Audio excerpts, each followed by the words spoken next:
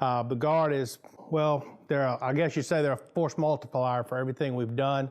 The Guard is here for, first with the COVID, they're helping at the food bank, they're helping deliver supplies all over the state, but it's been a great help. We have transportation issues as far as Northeast Louisiana is concerned, delivering supplies, and the Guard has pretty much taken that over.